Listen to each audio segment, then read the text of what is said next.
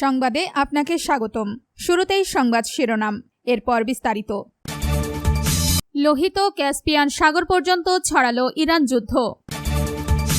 যুক্তরাষ্ট্রের পর এবার পাল্টা হামলা বন্ধের ঘোষণা দিল ইরান।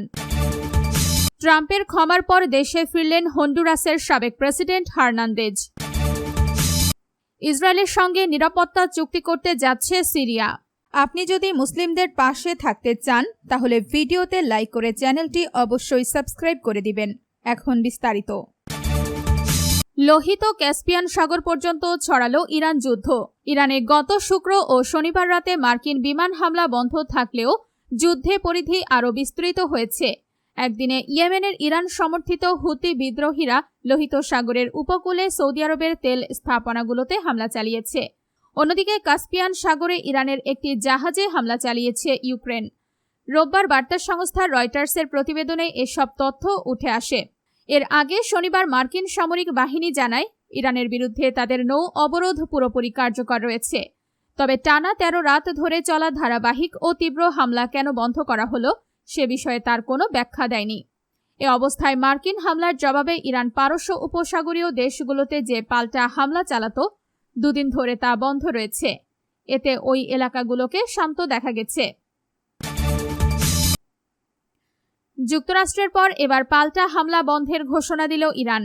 যুক্তরাষ্ট্র ইরানের ওপর বিমান হামলা বন্ধ রাখলে তেহরানও পাল্টা হামলা চালানো বন্ধ করেছে বলে জানিয়েছে ইরান। ইরান জানিয়েছে তারাও মধ্যপ্রাচ্যে যুক্তরাষ্ট্রের মিত্র দেশগুলোর বিরুদ্ধে ড্রোন ও ক্ষেপণাস্ত্র হামলা বন্ধ রেখেছে। খবর আল জাজিরার। ইরানের পররাষ্ট্র মন্ত্রণালয়ের মুখপাত্র ইসমাইল বাঘেই বলেছেন, যুক্তরাষ্ট্র পূর্বে আলোচনায় বিশ্বাসঘাতকতা করলেও তেহরান ও ওয়াশিংটন মধ্যস্থতাকারীদের মাধ্যমে বার্তা আদান প্রদান করছে। রয়টার্সের প্রতিবেদনে বলা হয়েছে, টানা ১৩ রাত ধরে চলা মার্কিন বিমান হামলার পর গত শুক্রবার রাতে অভিযান স্থগিত করে পেন্টাগন। এরপর শনিবার ও রোববার যুক্তরাষ্ট্রের নতুন কোনো হামলার খবর পাওয়া যায়নি। একই সময়ে ইরান ও যুক্তরাষ্ট্রের সামরিক ঘাঁটি থাকা প্রতিবেশী দেশগুলোতে কোনো পাল্টা হামলা চালায়নি। নাম প্রকাশ না করার শর্তে ইরানের ওই কর্মকর্তা বলেন, আমাদের অবস্থান একই আছে। হামলার জবাব হামলা। হামলা বন্ধ হলে ইরানও অভিযান বন্ধ রাখবে। এই বার্তা ইতিমধ্যে যুক্তরাষ্ট্রকে জানানো হয়েছে।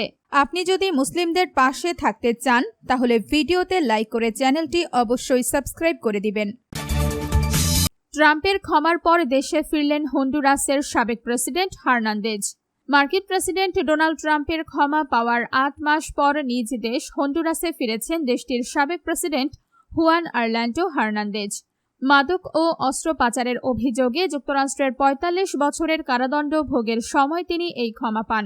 রোববার ২৬ জুলাই একটি ব্যক্তিগত বিমানে করে তিনি রাজধানী তেগুসিগালপা থেকে প্রায় ৬০ কিলোমিটার দূরে পালমেরোলা আন্তর্জাতিক বিমানবন্দরে অবতরণ করেন। বিমানবন্দরে তাকে স্বাগত জানান তার মা, স্ত্রী আনা গার্জিয়া ও পরিবারের অন্যান্য সদস্যরা। পরে দলীয় শত শত সমর্থকও তাকে অভ্যর্থনা জানান। বিমানবন্দরে পৌঁছে হার্নান্দেজ ও তার পরিবারের সদস্যরা হাঁটু গেড়ে প্রার্থনা করেন।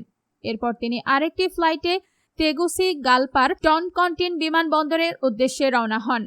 হার্নান্দেজ ২০১৪ থেকে ২০২২ সাল পর্যন্ত টানা ২ মেয়াদে হন্ডুরাসের প্রেসিডেন্ট হিসেবে দায়িত্ব পালন করেন। তার স্ত্রী আনা গার্জিয়া ২০২৫ সালের প্রেসিডেন্ট নির্বাচনে প্রার্থী হয়েছিলেন। তবে তিনি বর্তমান প্রেসিডেন্ট নাসরি আসফুরার কাছে পরাজিত হন। সাবেক এই প্রেসিডেন্টকে আগামী ৩ আগস্ট প্রতারণা ও অর্থ পাচারের অভিযোগে আদালতে হাজির হওয়ার কথাও রয়েছে। চলতি বছরের জুনে তার বিরুদ্ধে জারি করা গ্রেফতারি পরোয়ানা স্থগিত করা হয়। ফলে দেশে ফেরার পর তাকে তাৎক্ষণিকভাবে আটক করা হয়নি। ইসরায়েলের সঙ্গে নিরাপত্তা চুক্তি করতে যাচ্ছে সিরিয়া। ইসরায়েলের সঙ্গে একটি নিরাপত্তা চুক্তি করতে যাচ্ছে সিরিয়া। সিরিয়ার প্রেসিডেন্ট আহমেদ আল শারা বলেছেন, ইসরায়েলের সঙ্গে একটি নিরাপত্তা চুক্তিতে পৌঁছতে কয়েকটি দেশের অংশগ্রহণে সক্রিয়ভাবে কাজ করছে তার দেশ।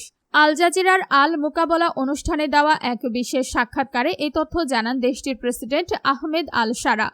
সাক্ষাৎকারে তিনি আশা প্রকাশ করে বলেন, ইসরায়েলের সঙ্গে এই চুক্তি একটি দীর্ঘমেয়াদী ও সামগ্রিক শান্তির পথ উন্মুক্ত করতে পারে। তবে এই ধরনের কোনো চুক্তি ইসরায়েলের দখলকৃত গোলান মালভূমির ওপর সিরিয়ার অধিকার ক্ষুণ্ণ করবে না বলে আশ্বস্ত করেছেন তিনি। ১৯৭৩ সাল থেকে সিরিয়ার এই ভূখণ্ড অবৈধভাবে দখল করে রেখেছে ইসরায়েল। শারা বলেন, ইসরায়েলের সঙ্গে যে কোনো ধরনের সংঘাত এড়িয়ে চলছে সিরিয়া। দুই দেশের মধ্যে একটি নিরাপত্তা সমঝোতা সংকট নিরসনে সামগ্রিক সমাধানের পথ তৈরি করতে পারে।